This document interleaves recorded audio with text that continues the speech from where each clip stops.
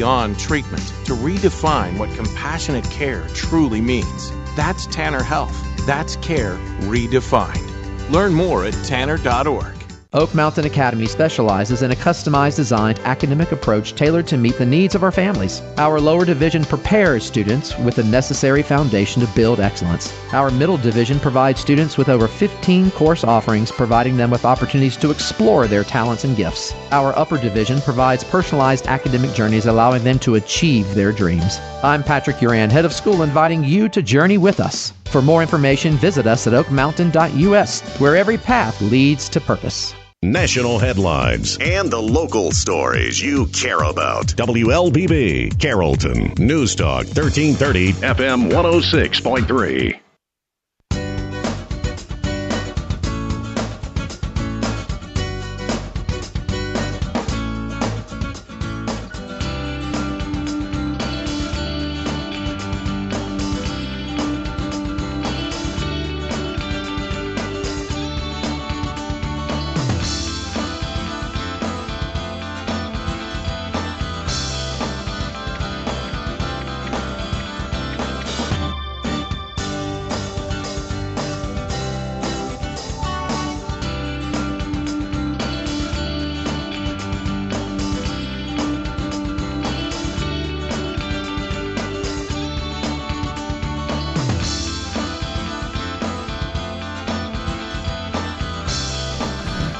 Good morning. Welcome to the Community Voice. I'm Steve Graddick, your host. Delighted to have you with us this morning. It's going to be another great week, and Thanksgiving week. So hopefully everything will be good for all that are listening. We're, of course, on News Talk 1330 Facebook page and our YouTube channel. Also, and we're happy to have back, it's been a while, State Senator Matt Brass. He now represents District 6. So as I like to do, I don't think anybody else really, is big on this, but I like to give a little intro. Senator Matt Brass was first elected in November 2016 to serve in the Georgia State Senate. He currently serves Senate District 6, which includes Coweta and Heard counties and portions of Carroll, mainly the southern portion, correct? That's correct. Senator Brass was raised in Newnan, where he attended Newnan High School. After graduation, he joined the U.S. Navy, and upon completion of his service, graduated from the University of Georgia. After UGA, Senator Brass spent, and we want to talk about this, 7 years as a golf club professional. Yes, sir. That's scary. He then worked as a field representative and chief of staff for Congressman Lynn Westmoreland before his election to the Georgia Senate. He's now a partner at Lott Metal and Commercial Roofing. So we probably won't dig into that. So he serves on the Administrative Affairs, Children and Family Committee, Secretary there, Health and Human Services Committee, Natural Resources and the Environment ex officio, Regulated Industries and Utilities Committee, and he's the chairman of the Rules Committee. Senator Brass is active in his community where he served on several local boards, including Community and Schools, Elevate, Leadership Coweta, Coweta Community Foundation, and Newnan Coweta Habitat for Humanity, Newnan Rotary. And as a deacon at Newnan Presbyterian Church, he was a founding member of Heard County FFA Alumni Association. He's a member of the American Legion Post 57 and a member of the Leadership Georgia Class 23. Senator Brass and his wife, Megan, is that how you pronounce it? That is correct. Have been married since 2007. They have 2 sons and a daughter, and the Brass family are members of Newnan City Church. It's a lot. It's a lot, and I ran through it as quickly as I could. Well, I'm glad you went through my committees. Sometimes I need a reminder of what all I'm on. I wouldn't say that publicly. No, well, too late. Yeah, I guess. But again, welcome. Before we kind of jump into the standard fare, if you will, of what we normally talk about, I know adoption and foster care reform have been kind of high on your priority list. They have. And last Monday I did a show with Bowden Baptist preacher, first senior pastor, Justin Richards, and then Turning Point President Gwen Andrews, and then we did a show on CASA last Wednesday. Mm-hmm. So, all great organizations. Yeah, exactly. So tell us about the most recent legislation, and do you have other, I know there's the Georgia Promise Scholarship Act, And there's similar kind of pieces of legislation on foster care and adoption reform that you've been working on, been successful with, and I think you still have in the pipeline. Sure. So two of the biggest things we did last year, or that I worked on personally, was a foster kid scholarship. So we set that up last year, and then this year we're looking to fund that. And what that does is when a foster kid has gone on to college or technical school, we would provide scholarship money for them to help them with their books, with their living expenses, such as apartments and whatnot. And so it's just another way that we can really help them get a leg up, because the way I've always looked at it is, when the state takes a child out of a home, and it's 99 times out of 100 it's the right thing to do. We now take we have to treat that child like it's our own. And so I believe the state is obligated to help that child just like you would your very own child. And so we did that foster kid scholarship. The other big one we did was, I'm very proud of this one. I'm not proud of why we needed to do it, but I'm proud of the fact that we did do it. And that was Ridge's Law. And Ridge was a child at the time. He was about 6 weeks old. He had some issues at birth that caused some deformations on his cranium, and it was shaped a little bit differently than it should have been. Nothing crazy, but when you get into X-rays and whatnot, you could see that. Well, Ridge all of a sudden had trouble breathing. His parents took him to the local fire station. They airlifted him to CHOA up in Atlanta. And at CHOA, as they're examining him, he showed symptoms of shaking baby syndrome. Oh, boy. Well, all of a sudden now that, DFACS gets involved and the child is taken out of the home, and the grandfather called me, who I had actually known from my golf days. He was one of my members. He called me and, was telling me what was going on. And so I made a few calls and called him back, and I said, "Look, buddy, this isn't going to be pleasant, but you're going to have to trust the system. Let's let it play out, because the worst thing we could do is we put that child back in the home and it pass away because someone was abusing it." And I said, "Let's just be absolutely sure, and I'm thinking this process is going to take 2-3 weeks to play out, which."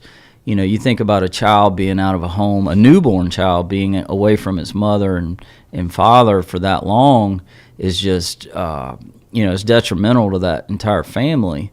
And again, I'm thinking 2 to 3 weeks. Well, it was about 13 months that child was out of that home. And turns out they go to court and they prove their innocence. And, Ridge was able to come back home. But so what we did was we looked at Texas. Texas had a second chance law, and what that allows is the family to bring in a second opinion. I say second chance; it was a second opinion law. It allowed that family to bring in a second opinion, another doctor to come in and help prove that innocence. And so we passed that this year. Governor signed it back in, I don't remember, June or July. And I think that's, and that's one of those issues. You think it happens seldom, but when I introduced the bill, all of a sudden we had families coming out from all over the state, and it was way more than I was expecting. It's still a very low percentage of them getting it wrong, but it does happen, and so we wanted to give that second opinion, give those families another chance. And it builds confidence in the system. Absolutely. One reason I want to talk about this, as we discussed last week, November is Adoption Month, and I had never heard of open adoption, but you've had something called Andy's Law also.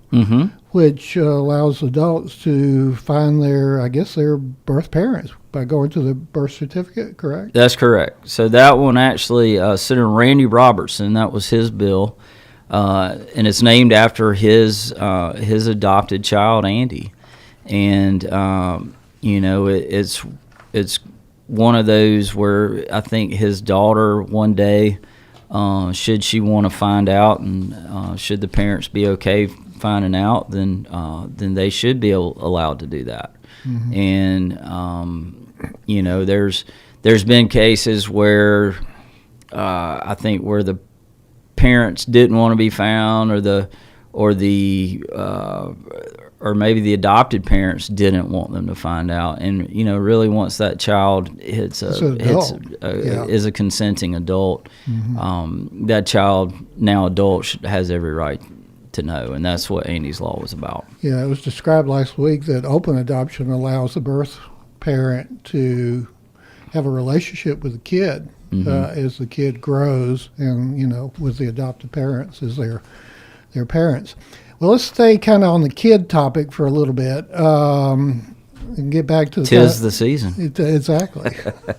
School safety. The state stepping in and kind of even more so trying to undergird school safety. Yes, absolutely. It's been a hot topic for years. Mental health is always going to be a big part of school safety. But I think probably the most important thing we did this past year was through the budget process. Over the last couple of years, we did one-time funding of $50,000 to every single school in the state, every public school in the state, and so. And that $50,000 is specific to school safety. So some used it for their school resource officers. Some used it. A lot of them used it for locking mechanisms on the doors, bulletproof glass, things of that nature. And so what we've done now is we've come back and made that $50,000 a line item in the budget, and that is every single year, every school in the state, every public school in the state will get that $50,000, which once they have built out the infrastructure within the specific school, then they can shift that money to that school resource officer. Mm-hmm. And the goal, I think our goal we'd like to see a SRO in every single school in the state, and a lot of our counties that are more financially sound, you see that, and then others are getting to that. We'd also like to see multiple SROs in our high schools, especially our larger high schools. Especially in some of these older buildings where you've got multiple entry points into multiple buildings. We need a presence there. I suppose you would think that everybody knows by now an SRO is school resource officer. Correct. Right? This is kind of, you mentioned mental health, and this is probably just me, but it was 20, 30 years ago, somewhere in there, the state used to have state psychiatric hospitals. Mm-hmm. And I think it was about 30 years ago they got rid of them. I mean, do you know the story? I think it was. Yeah, I'd say it was a little more than 30. It was really under President Carter that he came down with a directive. He wanted to get rid of this quote unquote institutionalization. Didn't think that people should be spending, the rest of their lives in an institution, in a mental health facility, and so the funding stopped. And that was why we lost our state facility down in Milledgeville. We have one in Rome too. Correct. And so now what we're seeing because of those policies, we now don't really have any long-term care for mental health. That's what I was thinking. And that's where the problem. That's where the biggest gap I think is right now that we need to fill. Mm-hmm. And it's when you get into long-term care, the amount of money that takes, the facilities you got to have, the staff you've got to have, it just takes a lot of money, and that's something when you're talking about that much money, the federal government's going to have to help us out there. Well, we're going to take a break. We'll come back. We're going to talk about money. We're going to talk about a $37.9 billion budget and all kinds of fun stuff when we return with State Senator Matt Brass. Imagine a place where every heartbeat is monitored with the utmost care, where emergencies are met with swift attention, and where cutting-edge technology enables precise and timely treatments. At Tanner Health, every patient's journey is a testament to resilience, a story of strength, healing, and hope. We go beyond treatment to redefine what compassionate care truly means. That's Tanner Health. That's care redefined. Learn more at tanner.org. Oak Mountain Academy is a vibrant community built on innovation, academic excellence, and a 64-year legacy of shaping community leaders. I'm Patrick Uran, head of school at Oak Mountain Academy, inviting you to visit the mountain and experience firsthand the passion, purpose, and personalized education that defines our school. Come see how our mission and vision come to life each day. For more information, visit us at oakmountain.us so that you can discover your journey on the mountain, where every path leads to purpose.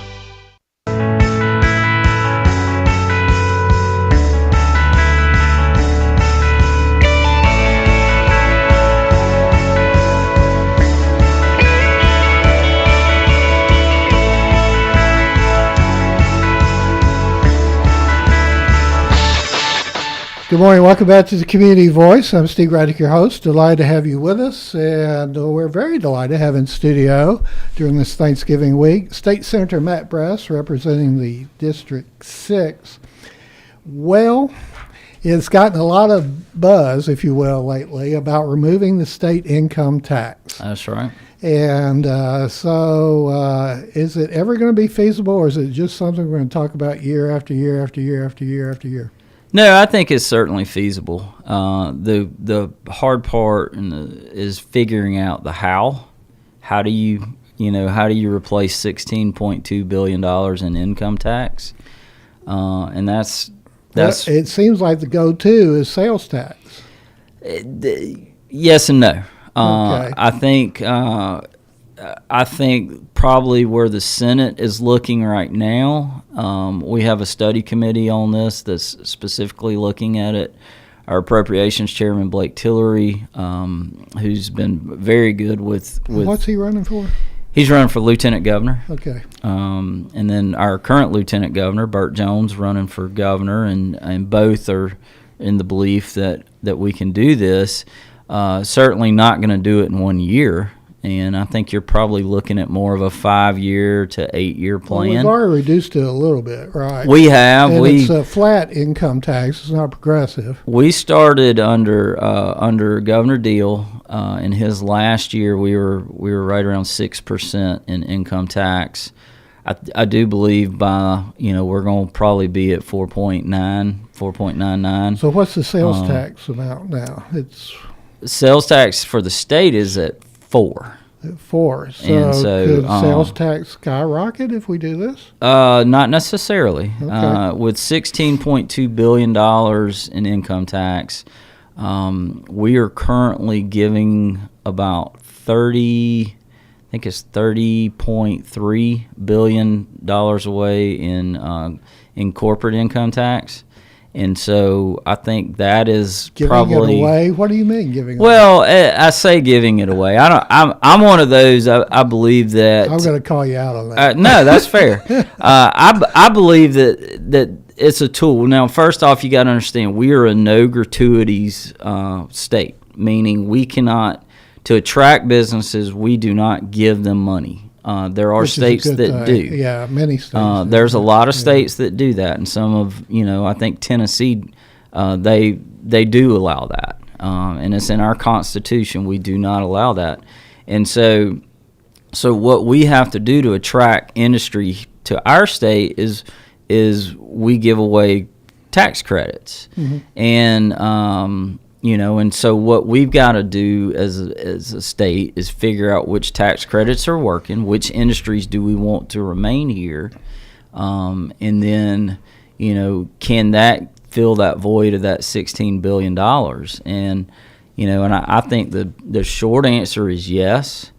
But again, we're going to have to look at of the $30 billion that we're we're allowing in these tax credits for these corporations. But isn't that true, you being chief of staff for Congressman Westmoreland, et cetera, that basically whether it's a state budget, a federal budget, in the federal budget you got all the entitlements, Social Security, et cetera, Medicare, and in the state budget you got education, which is more than half. I mean, it's almost like there's just no point in asking, can't you cut the budget? Well, and we have. I mean, you're talking this year. We're looking at $11 billion surplus because we were very conservative on our estimates. And good. So that's a refund to the citizens of Georgia, right? More than likely, you'll see Good. one. We've done that the last, I believe, 3 of the last 4 years. We saw a $6 billion surplus last year. Saw multiple billion. But the year before. It does limit where y'all in the federal or the state where you can cut. Correct. It does, and I mean it's hard to compare federal to state. Number one, we have, our only job as a legislature per the Constitution is to balance our budget. So we cannot take in more money than we spend. We cannot spend more money than we take in. Does the state, though, have a large amount of bonds that it owes? We do from previous years, but over the last 2 years, all our state projects we have actually paid cash for. We're talking $3 or $4 billion worth of projects that we've done, and we are paying cash, so we're not putting that burden on the next generation. So that's something I'm very proud of. Along the same lines, talk a little bit, if you would please, about workforce, and particularly as the job market has changed a bit. And I mean, it's always changing, but now it's what's the current state of workforce in Georgia? So workforce in Georgia, I mean, it's a tricky topic because the industries are constantly changing, not just in the state but worldwide. And one thing we've done, I think we were smart as a state over the last, I'd say, decade and a half. We've really invested in our technical schools. We've really invested in our dual enrollment programs. We have started treating high school kids as they can be part of the workforce, and we've made investments there to when they come out of high school, they are ready to hit the ground running should they choose to go to work. So I think that's something you'll continue to see us invest in. Our college and career academies, you got a great one here in Carroll County. We got a great one in Coweta County. And we will continue to invest in those. Our policies will reflect our investment and getting these kids just, you can come out of high school now with a 2-year college degree and a credential, and step on a job on day one making close to 6 figures, and that's a big deal. That doesn't include radio. No, radio. I don't know if I can help you there, but we see. I think we did a story recently, or Colin did, on the growth of West Georgia Technical College. I mean, it's almost explosive. Yeah, Dr. Post over there is doing a great job, and the leaders before her did a great job, and more importantly to me, the community around it. Has really invested in and believed in it, and so you've seen West Georgia Tech not just grow as one entity, but within each community. Carroll County just got a new building a couple years ago, new campus, and same thing Coweta about 15 years ago, brand new campus. And they expanded Murphy in Harrelson. Yep. And then down in Troup County, their facilities down there are phenomenal. The kids are, we're really seeing the kids thrive there, and that's what it's about. I mean, I feel like my job as a state senator is to make sure that kids have opportunity when they come out of high school, whether they want to go to college, whether they want to go to the job, or they want to go to the military. My job is to make sure that opportunity is there, and the best way to do that is get government out of the way. Our guest this morning, State Senator Matt Brass, District 6, and the long-awaited question of data centers will be up after this. Oh, sweet. Imagine a place where every heartbeat is monitored with the utmost care, where emergencies are met with swift attention, and where cutting-edge technology enables precise and timely treatments. At Tanner Health, every patient's journey is a testament to resilience, a story of strength, healing, and hope. We go beyond treatment to redefine what compassionate care truly means. That's Tanner Health. That's care redefined. Learn more at tanner.org. Do the math. At Oak Mountain Academy, our average graduating class has just 12 students. We celebrate a 100% graduation rate with more than $10.5 million in college scholarships offered. Plus, 96% of our students are accepted into their top choice college. Do the math. Can you see the value of an OMA education? I'm Patrick Uran, head of school at Oak Mountain Academy, and I'm here to help you do the math. For more information, visit us at oakmountain.us so that you can discover your journey on the mountain, where every path leads to purpose.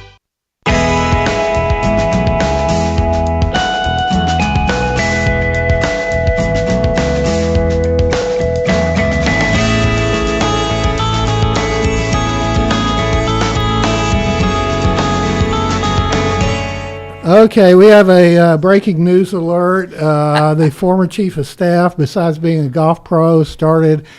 How old were you? I would have been 17 years old when I started. Started at 17 at WNEA in Noonan as, I guess, a board op disc jockey. Oh, That's boy. right. Your Christian voice. Okay. All right. The typical question for a state senator these days is, what's your status, or not status, your opinion of data centers, and how does it affect, or how do they affect your district? Well, right now it is affecting my district, and it's really dividing our community up. We've got Project Sail that's looking to come into Coweta County, and you've got a lot of vocal people that are adamantly against it. Or really, let me back that up. I think they're against it going into areas that are zoned ag. They're okay, I think, if it were to go somewhere that was already zoned industrial. Yeah. I think there's a lot to really unpack when we talk about data centers. I think one thing to understand is that Georgia Power and our other power groups have been servicing data centers for really decades, and a lot of people don't understand that. But what has changed is AI, and the AI is what's draining or is what's using so much energy. Mm-hmm. And the water. If they would use a closed loop system on the water, mm-hmm. It's you have the initial dump of water in there. And then after that, it's a closed loop system, so they're reusing that water. Air on the airliner. Yep. So I think in that case, I think the water's fine. But when it comes to the energy usage, that is still there. That is still real. PSC passed a rule a couple years ago that says data centers cannot, if they require a upgrade in the system, that Georgia Power cannot pass that on to the ratepayer. That data center would have to pay for that. So I think there's a need for data centers. I mean, anybody with a cell phone, I'm looking over at your flip phone. You're not using a data center. There you go. Now you pull out your iPhone, and there is a need for data centers. Anybody that's ever done a search, your searches now are using AI. Whether you're searching on your phone or your computer. So there's certainly a need for them. It's I think if they would look to these industrial areas first, I think they would have a lot less politics to play against. Yeah. And I think for future development, and this goes to our local community elected officials, when planning out industrial sites, you've got to look along the main transmission lines. We're going to run out of time, and I just happened to notice you had a hat on that says Burt Jones for governor. So Yeah. give us a 10 to 15 second sales pitch. Well, so I've served with Burt now for almost 10 years, but our friendship goes back to University of Georgia, where we met. And Burt is the same guy then as he is now. He's just I can have a conversation, honest conversation with him anywhere, anytime, and he's the same guy. It doesn't matter. Gratitude to State Senator Matt Brass. Thank you for listening. Have a happy Thanksgiving. You're in tune to WLBB Carrollton.